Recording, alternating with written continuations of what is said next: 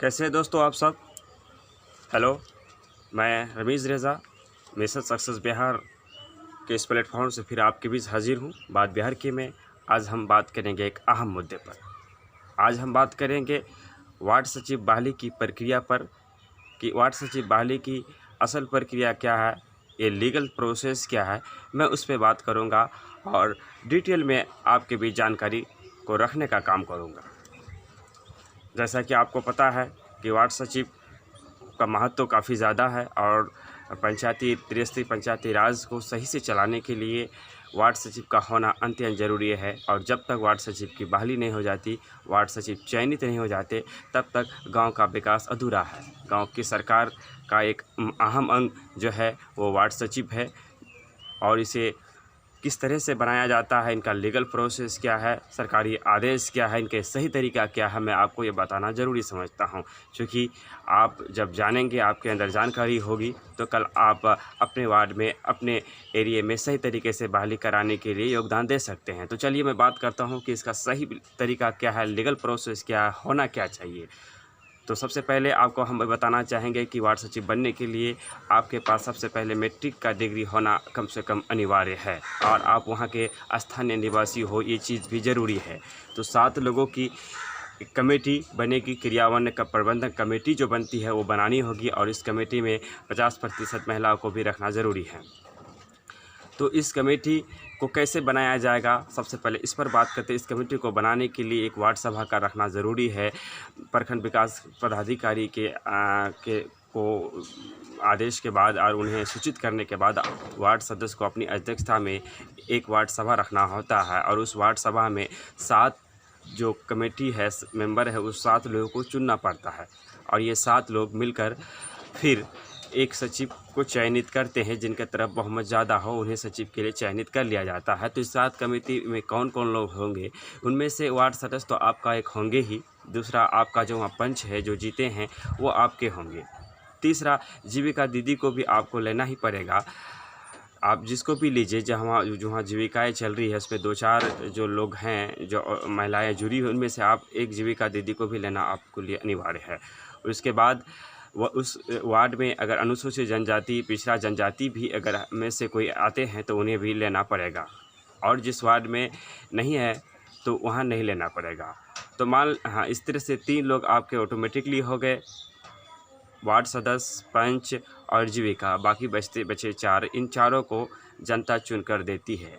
एक वार्ड सभा लगने के बाद जनता चयनित करती है कि इन चारों को हम चुन कर देते हैं और वो 4 जब चुन लेते हैं तो 7 लोग की कमेटी बनती है और 7 लोग मिलकर ये तय करते हैं कि सचिव कौन होगा, जिसके का बहुमत ज़्यादा, चाहे वो 7 लोग वोटिंग करा ले या जो भी सिस्टम अपना ले, जिनके तरफ बहुमत ज़्यादा होगा, जिन्हें 6 लोग सपोर्ट करेंगे, 5 लोग करेंगे, ज़्यादा लोग सपोर्ट करेंगे, उन्हें वार्ड सचिव के लिए चयनित कर लिया जाता है। अब एक सवाल यहाँ ये आता है कि इसके बावजूद भी प्रक्रिया को फॉलो भी करते हैं, उसके बाद भी यहाँ पे घपला हो जाता है, यहाँ पे मनमानी हो जाते हैं, सचिवों के जगह कठपुतलियों की बहाली कैसे हो जाती है और वार्ड सदस्य और पंचायत प्रतिनिधि जिसे चाहते हैं उसे ही कैसे बना लेते हैं। आखिर क्या करते हैं, ये फार्मूला क्या है, मैं आपको बताना चाहूँगा। होता ये है कि आप वार्ड सभा करने के बाद आपको कहा जाता है कि हम 3 लोग तो ऑटोमेटिकली आ गए। उसके बाद आपको कहा जाता है कि 4 मेंबर चुनना है, आप चुन कर दीजिए। आप जिसे पाते हैं उसे चुन कर दे देते हैं। तो यहाँ पर एक सिस्टम है कि मैट्रिक पास जो होगा, कम से कम मैट्रिक की डिग्री जो होगी, वही सचिव बन सकता है। तो आप लोगों ने 4 लोगों को चुन कर दिया, उनमें से 3 को आपने बिना मैट्रिक वाला दे दिया चुन करके किसी को भी, और उसमें से एक बचा मैट्रिक वाला। तो आप हमें एक चीज़ समझाइए, तो वो 3 तो ऑटोमेटिकली ही छट गए और दावेदारी से बाहर ही आ गए, क्योंकि एकलौता जो मैट्रिक था वही अपने आप बन गए। इस चीज़ को समझना है। तो जब आप मेंबर चुनेंगे, 4 लोगों को चुन कर देंगे, 3 लोगों को चुन कर देंगे, ठीक है, सचिव की चयनित वही लोग करेंगे, वो कमेटी करेगी, यहाँ तक ठीक है। लेकिन जो आप 3 लोग चुन कर देते हैं, तो आपको ये चीज़ वहाँ उस समय आपको जहन में रखना होगा कि जो लोग मैट्रिक किए हुए हैं, मैट्रिक पास किए हुए हैं, आप उन्हीं को चुन कर दें, तभी वो सचिव के लिए दावेदारी कर सकता है। अगर आपने 3 लोगों को चुन कर दिया है कि वो 6 क्लास भी पढ़े लिखे ने अनपढ़ों को दिया है और एक उनमें से मैट्रिक वाले दिए हैं। तो आप एक चीज़ को यहाँ समझिए कि जो मैट्रिक वाले थे वो तो ऑटोमेटिकली बन गए। आप समझ रहे होंगे मैं क्या कहना चाह रहा हूँ। तो चारों जब मैट्रिक वाले होंगे तब प्रतिस्पर्धा होगी, तब चारों कहेंगे कि मैं बनना चाहूँगा, वो कहेंगे मैं बनना चाहूँगा। तब कमेटियाँ निर्णय ले सकती ही। अगर आप 3 को देते हैं बिना मैट्रिक वाला, 1 को मैट्रिक वाला, तो वही हो जाता है कि जनता जो चुन कर देती है तो कहा जाता है कि 3 आप लोग चुन लीजिए, 1 हम लोग चुन लेते हैं। तो जनता को इन सारी बातों का नॉलेज बहुत कम होता है कि मैट्रिक अनिवार्य है, तो वो किसी को भी चुनकर दे देता है और उनकी बात को माना। इसके बाद एक क्या करते हैं कि एक ये लोग मैट्रिक वाले को रखते हैं और बोलते हैं 1 हम लोग भी देते हैं इसको, और उसके वजह से चुन लिया जाता है। आप वार्ड सभा करके आपका सिग्नेचर भी ले लिया जाता है और प्रतिनिधि जो चाहते हैं वो कर भी लेते हैं। ये सारी चीज़ें हैं।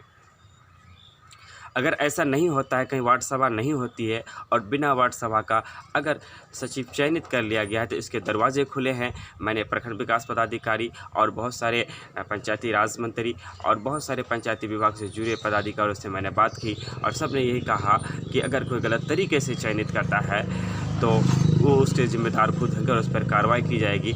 सचिवों का चयनित नहीं हो जाता, जब तक सचिव बन नहीं जाते तो हमारी विकास अधूरी रहती है और विकास हो इसके लिए सचिवों का चयन जरूरी है और इसे वार्ड सदस्य जल्द करे। इसके लिए हम सबको आगे बढ़ना पड़ेगा और अपने वार्ड सदस्यों को कहना पड़ेगा, उनके कानों के पर्दों को खोलना पड़ेगा, हमें बात करनी होगी। इसी तरह से बहुत सारी बातें हैं, मैं आपको अगले वीडियो में बताऊँगा।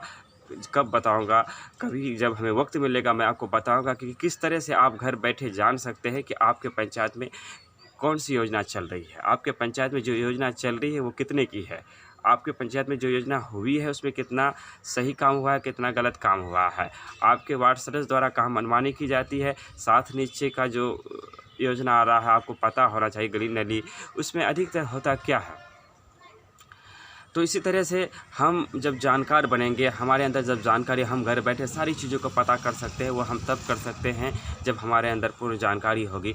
तो हमारा समाज जागरूक हो, हम इन प्रतिनिधियों को जिन्हें हम चुनकर खुश भेजते हैं, जिनका जो कि वो हमारे लिए चुने जाते हैं, वो आज हमें आँख दिखाने का काम करता है, वो हमारी सुनता नहीं है। इस पर लगाम कैसे लगाया जाए, इन पर अंकुश कैसे लगाया जाए, इसके लिए ज़रूरी है कि हमारे अंदर सबसे पहले जानकारी हो, हमारे अंदर जागरूकता हो। और जब हम जागरूक हो जाएंगे, जब हमारे अंदर जानकारी हो जाएगी, तो फिर हम किसी से डरने वाले नहीं हैं और हम सवाल कर सकते हैं। तो धीरे धीरे मैं सारी चीज़ों पर बात करूँगा, वीडियो बनाऊँगा। आप हमारे यूट्यूब चैनल के साथ जुड़ जाए और आप हमारे वीडियो को अगर आपको अच्छी लगती है तो अपनी राय ज़रूर दें। और भी अगर आपको कुछ चीज़ों को जानना है, किसी के बारे में जानना है कि फलाना चीज़ कहीं कोई गड़बड़ी होती है, अगर आपको जानना है तो किस तरह से आप क्या करेंगे, मैं आपको सारी चीज़ बताऊंगा। आप बताते रहें। आज के लिए इतना ही, फिर मिलेंगे हम आपको अगले वीडियो के बाद। तो इस वीडियो में मैंने बात किया वार्ड सचिव बहाली की प्रक्रिया की सही सिस्टम क्या है। अगर आपको कहीं समझने में दिक्कत आए, आपके में कोई सवाल हो, तो आप मुझे फ़ोन भी कर सकते हैं, आप मुझे मैसेज भी कर सकते हैं, या यूट्यूब के कमेंट बॉक्स में अपना नंबर दे सकते हैं, मैं आपको खुद कॉल कर सकता हूँ। मैं रमीज़ रेजा, मिशन सक्सेस बिहार के लिए आज के लिए इतना ही। धन्यवाद।